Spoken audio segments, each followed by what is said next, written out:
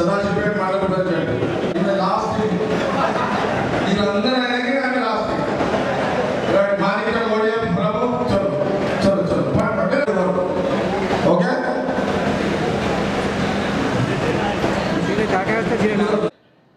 అడ్డే ఉండు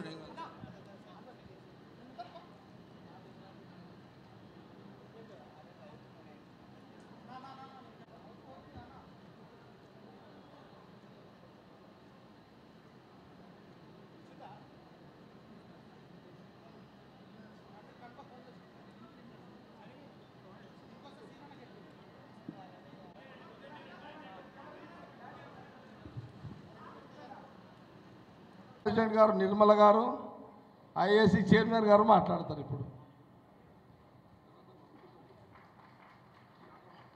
కార్యకర్తలకు ముఖ్యంగా కాంగ్రెస్ పార్టీ కార్యకర్తలకు మీరే పట్టు మీ వల్లనే మేమందరం కూడా కూర్చోబెట్టి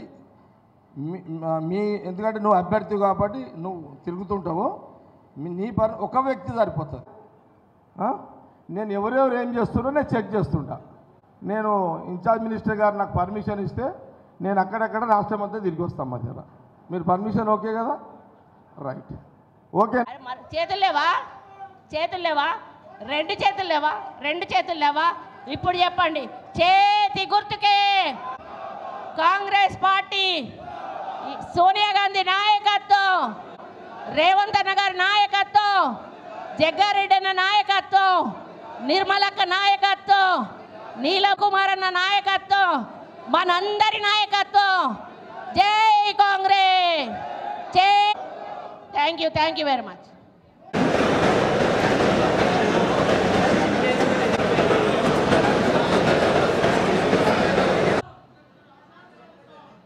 ఓకే సాధించిన మనుషులు మా తండ్రి సమాజం ప్రెసిడెంట్ కిరణ్ గారికి, శ్రీరామ్ గారికి, అదేవిధంగా ఎంపీపీలకు, జెడ్పీటీసీలకు మెదక్ పార్లమెంటు పరిధిలో ముఖ్య కార్యకర్తల సమావేశం నిర్వహించడం సంగారెడ్డి పట్టణంలో, సంగారెడ్డి కాన్స్టిట్యున్సీలో. ఎందుకంటే ఈరోజు చాలా మంచి రోజు. ఈ రాజ్యాంగం రచించిన వ్యక్తి బాబాసాహెబ్ అంబేద్కర్ గారి జయంతి సందర్భంగా ఇక్కడ ముఖ్య కార్యకర్తలను సమావేశం జరపడంలో చాలా సంతోషంగా ఉంది. అదేవిధంగా ఇంకొకటి, ఈరోజు అయ్యప్ప స్వామి బర్త్డే కూడా. ఆ అయ్యప్ప స్వామి బర్త్డే, అదేవిధంగా బాబాసాహెబ్ అంబేద్కర్ రెండు మంచి రోజు నిర్వహించడం చాలా సంతోషంగా ఉంది. ఇంతకుముందు చెప్పిండు అన్న, మనం ఏం చెప్పాలి కార్యకర్తల గ్రామంలోకి ఏం చెప్పాలని. కాంగ్రెస్ పార్టీ తెలంగాణ ఇచ్చిన పార్టీ. ఇందిరమ్మ తల్లి ఇక్కడ నుంచి మొదటిసారిగా ఎంపీగా గెలిచి ప్రధానమంత్రి అయ్యి ఈ ప్రాంతంలో సంగారెడ్డి కాదు మెదక్ జిల్లాకు ఎంతో అభివృద్ధి కార్యక్రమాలు చేసింది. ఇక్కడనే పక్కనే మన సంగారెడ్డి కాన్స్టిట్యున్సీలో ఆర్డినెన్స్ ఫ్యాక్టరీ పెట్టింది ఇందిరమ్మ తల్లి. పెట్టిందా లేదన్నా? మా జగ్గన్న రాజశేఖర రెడ్డి ముఖ్యమంత్రి ఉన్నప్పుడు మా జగ్గన్న ప్రభుత్వ విప్పుండి ఈ సంగారెడ్డి ప్రాంతంలో ఐఐటి హైదరాబాద్ తీసుకొచ్చిన ఘనత మా జగ్గారెడ్డి అన్న గారికి ఉన్నదా లేదన్న? అదేవిధంగా కలెక్టర్ ఆఫీస్ కట్టించిండు. కాంగ్రెస్ పార్టీ చేసిన అభివృద్ధి కార్యక్రమాలు చేయాలి, చెప్పాలి. ఇప్పుడు మన ప్రజా పాలన నడుస్తుంది, ప్రజా ప్రభుత్వం నడుస్తుంది, ఇందిరమ్మ పాలన నడుస్తుంది. ఈ 100 రోజులలో 5 గ్యారెంటీలు 6 గ్యారెంటీలు పెట్టి 5 గ్యారెంటీలు నెరవేర్చిన ముఖ్యమంత్రి రేవంత్ రెడ్డి అన్న గారు ప్రతి ఒక్కరికి పేద ప్రజలకు అందుబాటులో ఉండేటట్టు సంక్షేమ పథకాలు పెట్టిండు. అక్కలు చెల్లెళ్ళు అన్న ఇంతకుముందు చెప్తుండు, ఆర్టీసీ ప్రయాణం చేస్తుంటే ఉచితంగా బస్సు వెళ్తురా లేదాక? మన బిడ్డ కాలేజీకి పోతుంటే బస్ పాస్ లేకుండా ఉచితంగా బస్సులో వెళ్తుందా లేదా?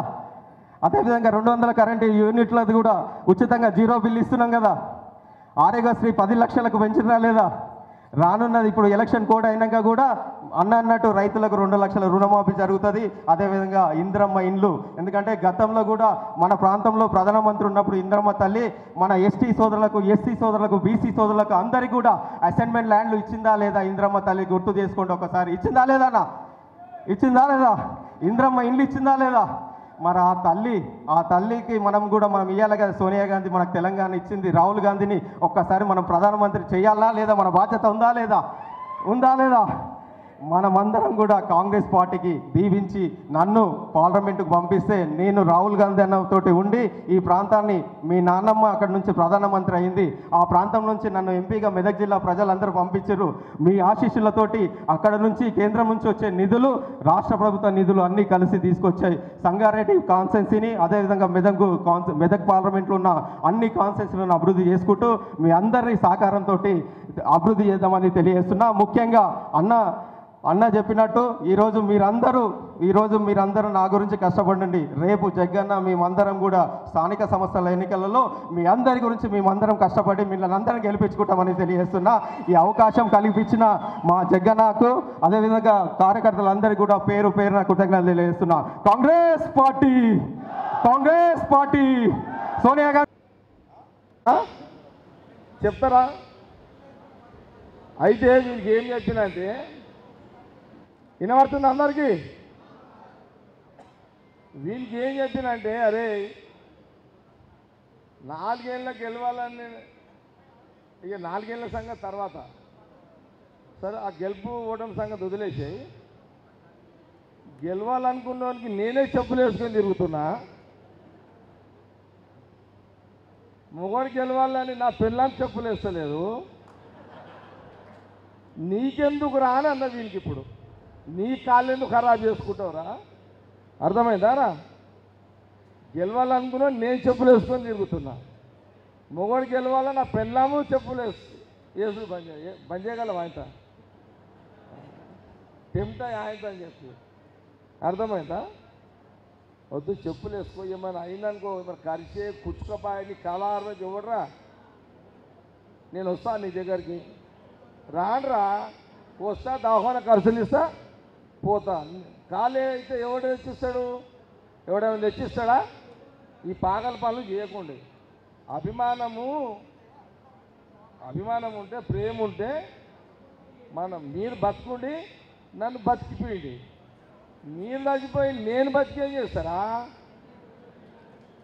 అర్థమైందా? పో, చెప్పులు వేసుకురా పోనాడు. పో నడు. సేటు కూడా బూట్లు వేసుకొని తిరుగుతున్నాడు రా నాయన. ఆంజనేయులు కూడా చెప్పులు వేసుకొని తిరుగుతున్నాడు. రైట్.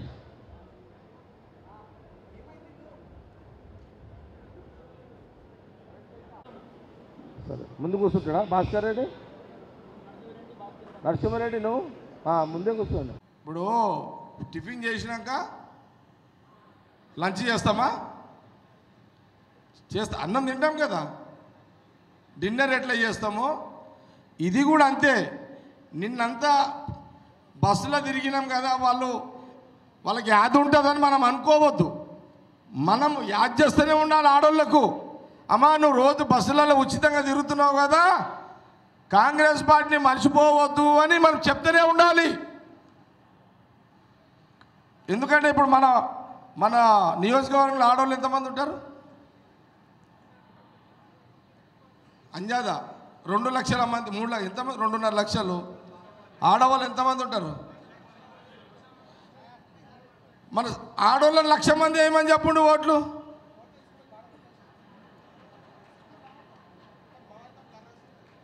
అర్థమైందా మీకు? మన నియోజకవర్గంలో ఆడోళ్ళే 1,00,000 మంది ఉన్నారు కదా. ఆ 1,00,000 మందిని ఓట్లు వేయండి. మీరు ఓట్లు వేయమని చెప్పి అడగండి. మన 75,000 2 కలిపి ఎన్ని అవుతాయి? 1,75,000 అవుతాయి. ట్రై చేయండి అట్లా. నా 70 అయితే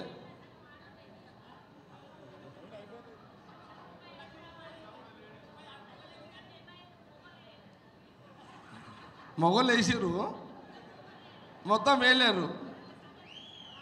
అట్లా అంటున్నా సార్. సురేఖ గారు నేను చెప్పిన దానికి వారు చెప్తారు ఒక మాట, మళ్ళీ మీరు చెప్పాలి ఆ మాట. వీళ్ళకి ఇది సీరియసే కదా, మనం అడిగే దాంట్లో అర్థం ఉంది కదా. కాబట్టి ఆరోగ్యశ్రీ 10 లక్షలు ముఖ్యమంత్రి రేవంత్ రెడ్డి గారు స్టార్ట్ చేసారు. 500 గ్యాస్ సిలిండరు స్టార్ట్ అయింది. అయిందా లేదా? అయింది. ఇంకా వేరేమన్నా? ఇంకా 200 యూనిట్లు ఫ్రీ కరెంట్ వస్తుందా లేదా? వస్తుందా లేదా? ఈ మాట జనాలకు చెప్పండి, పై పబ్లిక్ చెప్పండి. ఇదంతా ఆడోళ్ళకేమో ఉచిత ఆర్టీసీ, పైసలు కట్టేది ఎవడు? బిల్లులు ఇంట్లో ఎవరు కడతారు? మొగోడు కడతాడు కదా. మొగనికి ఏం చెప్పుండి కరెంట్ బిల్లు కోసం కాంగ్రెస్ ఓటేయి ఉచితంగా. అర్థమైంది కదా? ఏమ్మా క్లారిటీ వచ్చిందా? అచ్చా, సిలిండర్ మొగడే కదా పైసలు ఇచ్చేది, వంట చేసేది పెళ్ళామే కదా. అది కూడా అంటే జనాలకు చెప్పండి అంటున్నా. ఇట్లా ఇది జనాలకు చెప్పండి. ఇట్లా చెప్పగలిగితే మనం అనుకునే 1,00,000 కాదు, ఇంకో 70,000, ఒక 75,000 అదనంగా వస్తుంది. చూద్దాం, ప్రయత్నం చేద్దాం. 1,00,000 అయితే కన్ఫామ్ రావాలి. ఇంకో 50, 60, 70 కూడా ట్రై చేయండి. నేను మీకు సలహా ఇస్తున్నా, మీకు ఐడియా ఇస్తున్నా. మీ అందరు కూడా ఇక్కడ ముఖ్య నాయకులు కార్యకర్తలు కదా, మీకు ఐడియా ఇస్తున్నా. కాబట్టి ముఖ్యమంత్రి రేవంత్ రెడ్డి గారు కాంగ్రెస్ గవర్నమెంట్ వచ్చిన తర్వాత ఇక మిగతా ఏముంది, పార్లమెంట్ ఎన్నికల తర్వాత 2 లక్షల రుణమాఫీ కూడా అయిపోతుంది. ఖచ్చితంగా అయిపోతుంది. అందరికీ రైతులకు చెప్పండి. ఏమో సురేఖ గారు, మన మంత్రి గారు, మన జిల్లా మినిస్టరు సురేఖ గారు, ఇన్ఛార్జ్ మినిస్టరు, తప్పకుండా వాళ్ళు ఫాలోఅప్ చేస్తారు. ముఖ్యమంత్రి గారు క్యాబినెట్లో వాళ్ళు కూర్చొని తొందరగా రైతులకు మన డబ్బులు వచ్చే ఏర్పాటు వాళ్ళు చేస్తారు.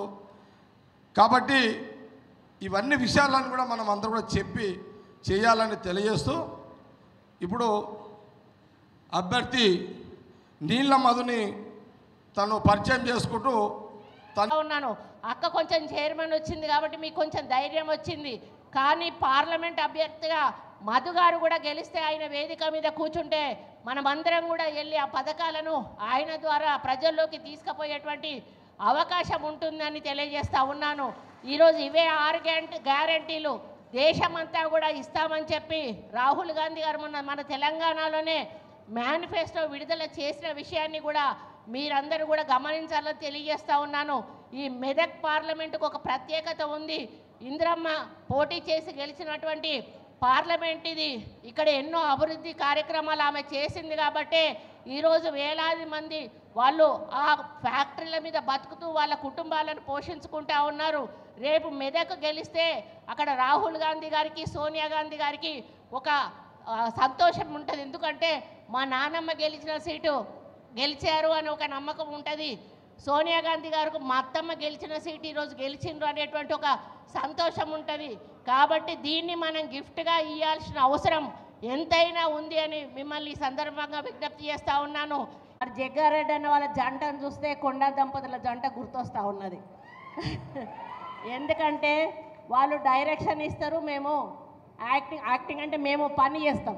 మాకు ఒక అండా దండగా వాళ్ళు వెనకాల ఉండి ఈరోజు మమ్మల్ని నడిపిస్తూ ఉన్నారు. కాబట్టి ఒక ఎంపీపీ స్థాయి నుంచి నేను ఈరోజు ఒక మినిస్టర్ స్థాయికి రావడం జరిగింది.